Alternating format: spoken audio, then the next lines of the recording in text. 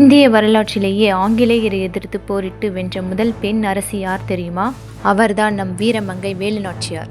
ராமநாதபுரத்தில் பிறந்த இவரை அவருடைய தாயும் தந்தையும் ஆண் பிள்ளை போலவே வளர்த்தார்கள். வாழ்வீச்சு, சிலம்பம், குதிரை ஏற்றம் இப்படி பல கலைகளில் சிறந்து விளங்கினார். தமிழ், ஆங்கிலம், பிரெஞ்சு, உருது பல மொழிகளையும் கற்றுத் தேர்ந்தார். 1746ஆம் ஆண்டு சிவகங்கை மன்னர் முத்துவடகநாதரை மணந்தார். ஒரு சில ஆண்டுகள் கழித்து அவர்களுக்கு அழகான ஒரு மகளும் பிறந்தார். பிறந்த மகளுக்கு வெள்ளச்சி நாச்சியார் என்ற பெயரும் சூட்டினார்கள்.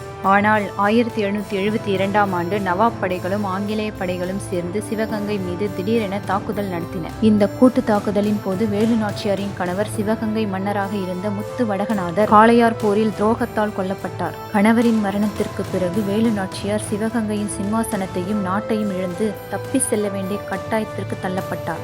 இந்த சோக நிகழ்வுக்கு பிறகுதான் அவர் தன் மகள் வெள்ளச்சி நாச்சியார் மற்றும் அமைச்சர் மருது சகோதரர்களுடன் திண்டுக்கல்லில் உள்ள விருப்பாச்சிபாளையத்தில் 8 ஆண்டுகள் தலைமறைவு வாழ்க்கை வாழ ஆரம்பித்தார். அங்கு தங்கியிருந்து சிவகங்கையை மீட்க திட்டங்களையும் தீட்டினார்.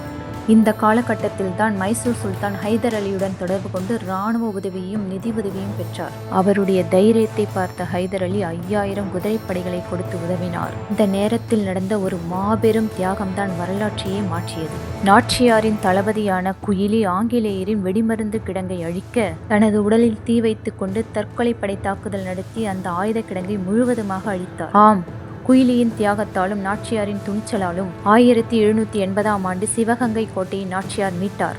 ஆங்கிலேயரை தோற்கடித்து சிவகங்கையை மீட்ட வேலு நாச்சியார் 10 ஆண்டுகள் திறம்பட ஆட்சி செய்தார். அதன் பிறகு உடல் நலக் குறைவு காரணமாக 1796ஆம் ஆண்டு காலமானார். ஆங்கிலேயரை எதிர்த்து போரிட்டு அரியணை ஏறிய முதல் பெண் விடுதலை வீராங்கனை நமது வீரமங்கை வேலு நாச்சியார்தான். வீரத்தின் அடையாளமான இந்த மாபெரும் அரசிக்கு ஒரு லைக் போடுங்க. அப்படியே மறக்காம நம்ம சேனலை சப்ஸ்கிரைப் பண்ணுங்க.